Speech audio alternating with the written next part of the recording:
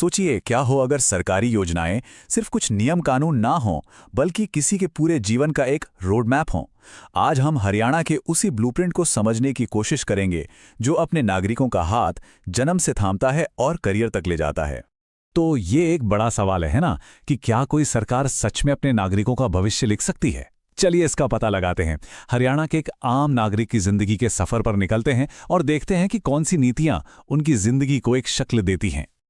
और किसी भी कहानी की तरह इस सफर की शुरुआत भी होती है बिल्कुल शुरू से, उन योजनाओं से जो समाज की नींव को मजबूत करती हैं, यानी महिला और बच्चों का सशक्तिकरण।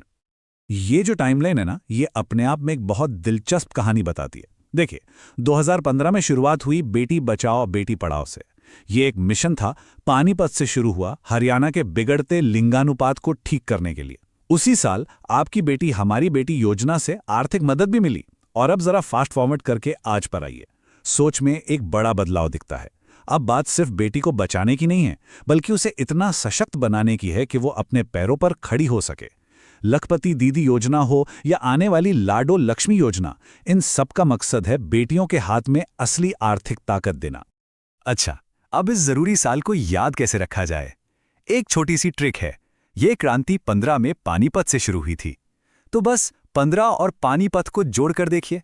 ये याद रखने का एक आसान सा तरीका है कि हरियाणा की बेटियों के लिए ये बदलाव की लहर कहां से उठी थी। तो परिवार की नींव तो मजबूत हो गई। अब चलते हैं उस चीज की तरफ जो हरियाणा की अर्थव्यवस्था की रीढ़ है।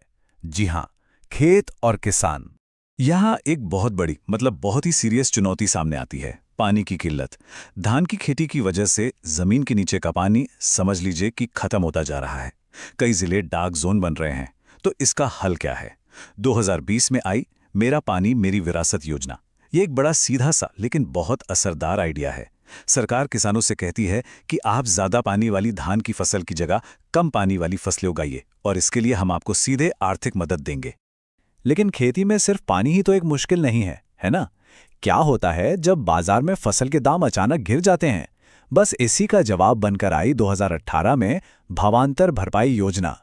2018 को आप एक ऐसे साल की तरह सोच सकते हैं जिसने किसानों को एक सुरक्षा जाल दिया ताकि दाम गिरने पर भी उन्हें ऊपर उठाया जा सके।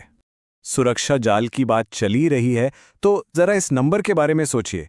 25 रुपए, सिर्फ 25 रुपए।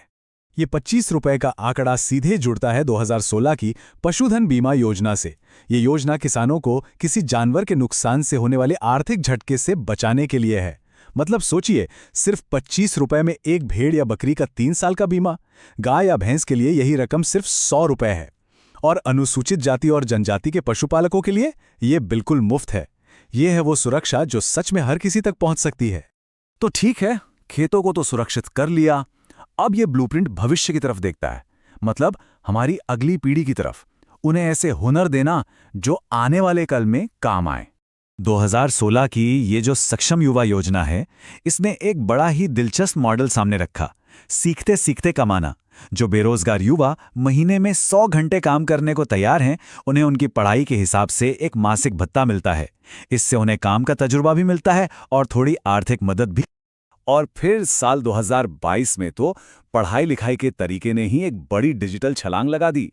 ई-अधिगम योजना के साथ 10वीं और 12वीं के स्टूडेंट्स को मुफ्त टैबलेट्स दिए गए, जिसने क्लासरूम को सीधा 21वीं सदी में लाकर खड़ा कर दिया। जरा इसके असर के बारे में सोचिए। हजारों लाखों स्टूडेंट्स के हाथ में सीधी टेक्नोलॉजी। साल 2022 ने वाकई हरियाणा में कई लोगों के लिए डिजिटल लर्निंग की परिभाषा ही बदल दी।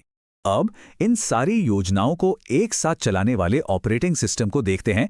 ये है शासन का डिजिटलीकरण, जिसका एक ही मकसद है, सेवाएं नागरिकों तक बिना किसी परेशानी के पहुंचे। यहां पर एक बहुत ही जरूरी कॉन्सेप्ट है, प्रोएक्टिव गवर्नेंस। अब ये क्या चीज है? इसे ऐसे समझिए जैसे आपकी स्ट्रीमिंग सर्विस को पता होता है कि आपको क्या देखना पसंद है और वो खुद ही सुझाव देती है। ठीक वैसे ही सरकार डेटा का इस्तेमाल करके पहले ही अंदाजा लगा लेती है कि किसे किस चीज की जरूरत है और उसे वो सेवा अपने आप पहुंचा देती है। और ये जादू होता कैसे है? इसका जवाब है पीपीपी, यानी परिवहन पहचान पत्र। इसे आप हरियाणा की कल्याणकारी योजनाओं का सेंट्रल नर्वस सिस्टम भी कह सकते हैं। जैसे ही कोई किसी योजना के लायक होता है, मान लीजिए पेंशन के लिए 60 साल का हो गया, सिस्टम को खुद पता चल जाता है और फायदा मिलना शुरू। ना कोई कागजी काम, ना कोई बिचौलिया। वैसे ये जो डिजिटल सफर है ना, ये अचानक शुरू नहीं हुआ। इसकी नींव काफी पहले रखी गई थी। 2014 में सीएम विंडो के साथ, जो एक सीधी शिकायत निवारण का पोर्टल था, जिसने एक ज्यादा जवाबदेह शासन की शुरुआत की थी। तो हमने जन्म से करियर तक का पूरा ब्लूप्रिंट देख लिया, पर ये हमें हरियाणा के आने वाले कल के बारे में क्या बताता है? तो हमने जो देखा वो सिर्फ अलग अलग योजनाओं की एक लिस्ट नहीं है। नहीं, ये एक पूरा सर्कल है, एक पूरा जीवन चक्र।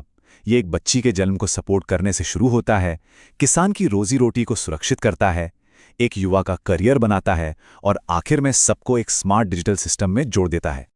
और एक बात तो साफ है, हरियाणा की नजरें पूरी तरह से भविष्य पर हैं। बात सिर्फ आज की नहीं हो रही। हम 2025 के लिए एआई मिशन की बात कर रहे हैं, नई टेक्नोलॉजी के लिए भारत का पहला भविष्य विभाग, और यहां तक कि गिग इकोनॉमी के वर्कर्स के लिए भी सामाजिक सुरक्षा। ये एक ऐसा ब्लूप्रिंट है जो सिर्फ अगले साल के बारे में नहीं सोच रहा, बल्कि आने वाली पीढ़ियों के बारे में सोच रहा है। और ये सब हमें एक बहुत ही दिलचस्प सवाल पर लाकर छोड़ देता है।